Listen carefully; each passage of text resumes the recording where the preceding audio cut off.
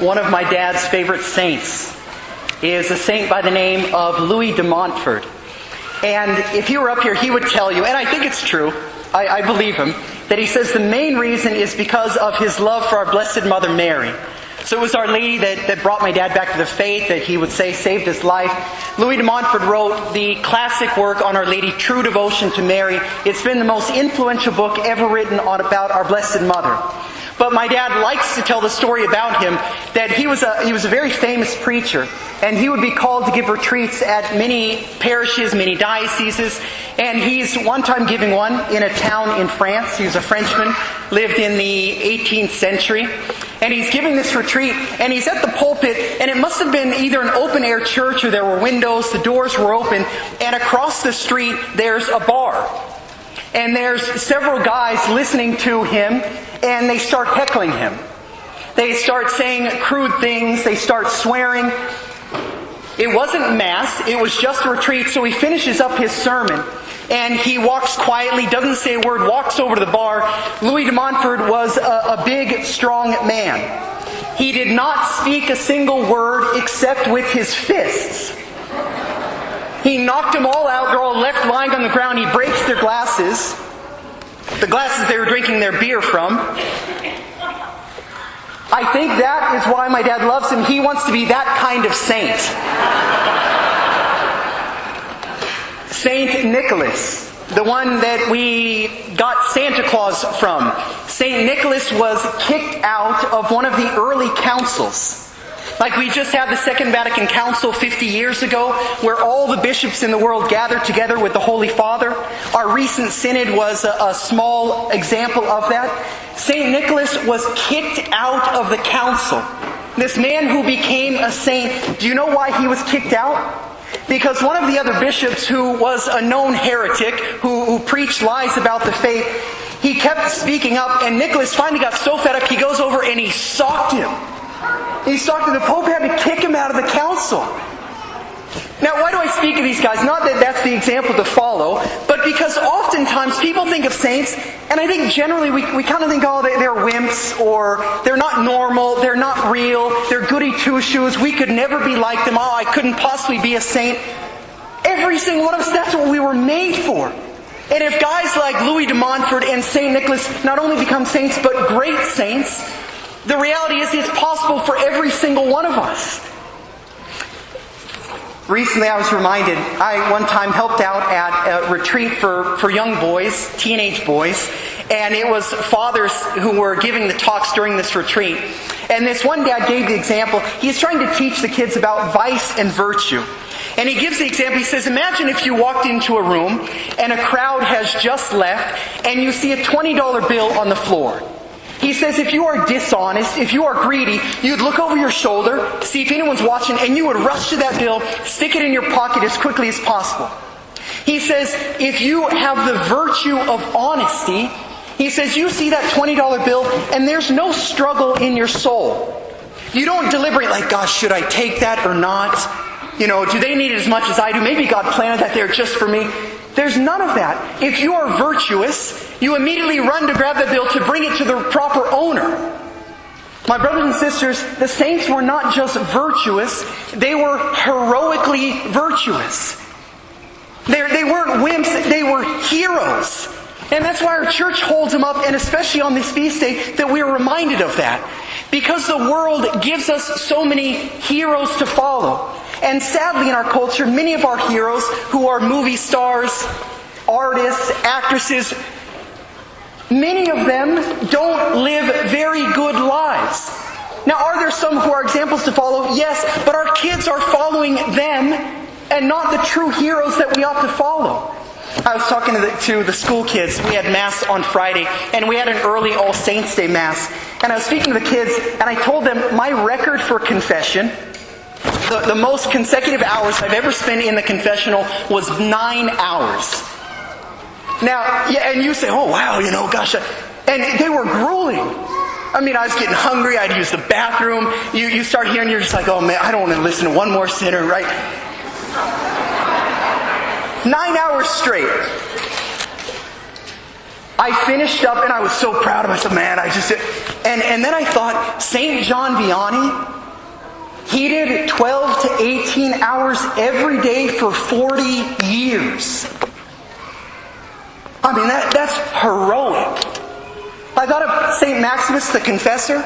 St. Maximus in the early church, he lived in a country where civically they were trying to put an end to the Catholic faith. And he would speak out. He would proclaim the faith boldly. He was exiled not one time, but 4 times.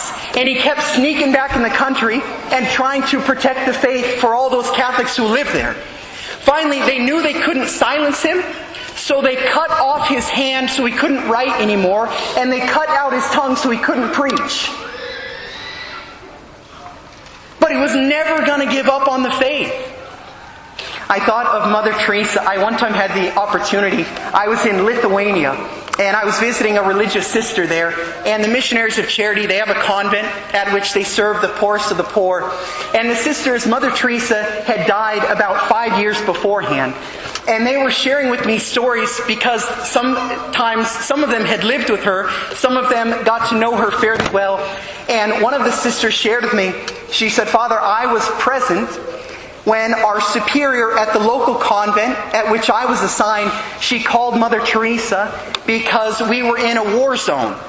And there were bombs going off in the city we lived in, and there was a chance that we might die if we didn't flee. And the superior called because most people were evacuating. And so she said, 'Mother, what are we supposed to do?' And she said, 'Father, I was in the room listening to this sister have the conversation.' And she said, I remember the superior's response when she said, Mother told her, she asked, 'What are the poor people doing?' And the superior said, 'Well, Mother, the poor people, they have no means of leaving. They're staying.' And Mother Teresa told her sister, 'You are there for the poor. If the poor stay, you stay. And if the poor die, you die with them.'" Have you ever taken a day to feed the homeless? Have you ever helped out at a shelter? You go there for a few hours. It's very rewarding work. Could you imagine doing that every single day of your life, all day, non-stop? Mother Teresa did that for over 60 years. Pouring herself out for the poor, for the poorest of the poor. I give just one more example. Maximilian Kolbe, when he was in the concentration camp in Auschwitz. When you're starving, and I've never been starving, but there are times I'm pretty darn hungry. When people are starving, they will tell you that if they're given a portion of food, they're like ravenous wolves. They try to get it down as quickly as possible. In Auschwitz and all the concentration camps, people were starving, literally, and they were given a small portion of food every day. People who survived, who knew Maximilian Kolbe, they said typically he would give his portion away. The infirmarian at the infirmary, after he was beaten to a pulp so badly that they had to lift him off the ground and carry him, the infirmarian who survived said he knew that Maximilian Kolbe was a priest. And so he went to get him water. He knew that he must be feverish from having been so badly beaten. And he goes to hand him the cup of water. And Maximilian Kolbe had the state of mind to say to him, "Does everyone here suffering, do they all get water?" And he said, "Father, no, I'm doing this for you." And he said, "If they don't get it, I don't want it. Give it to someone else who you know is suffering terribly." My brothers and sisters, they're heroes. And when we hear about them, it stirs our hearts, and we like to read about them because we know that that's what every single one of us is made for. We were all made for heroism. And we know when we read about them that we're supposed to be doing what they did. And not that we can imitate their lives perfectly, but in our own lives, we ought to be pouring ourselves out for the sake of our Lord Jesus Christ.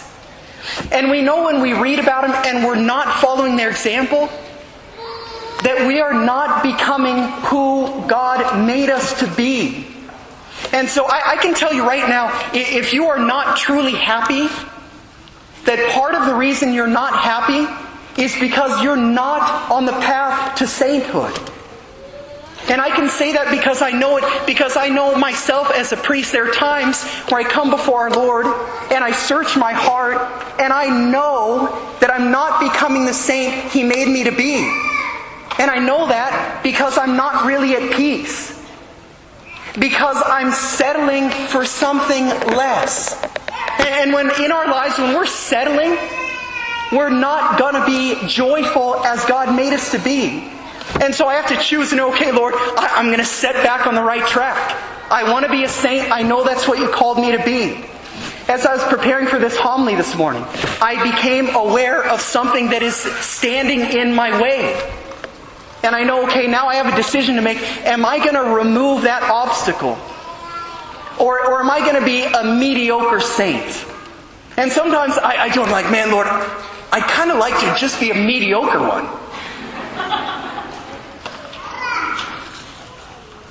My brothers and sisters, God made us to be perfectly happy for all eternity.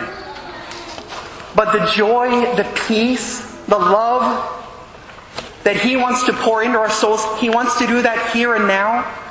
And it is not possible to be all that we're called to be if we're not seeking to be saints. I remember St. Ignatius of Loyola. He was a soldier, and he's at battle, and he was courageous, he was a leader, he was zealous. He was hit with a cannonball, and he had to recover for a year. He was bedbound for a year. And there were no books on chivalry, which is what he would want to choose to read. All they had was a life of Christ and the lives of the saints. And he starts to read about the saints and he's convicted. He knows that there are things lacking in his life. And he said he had a special love for Francis and Dominic. And so he started to ask himself, he'd say, Francis did it and Dominic did it. Why not you, Ignatius? My brothers and sisters, as we celebrate All Saints' Day today, I ask you, why not you?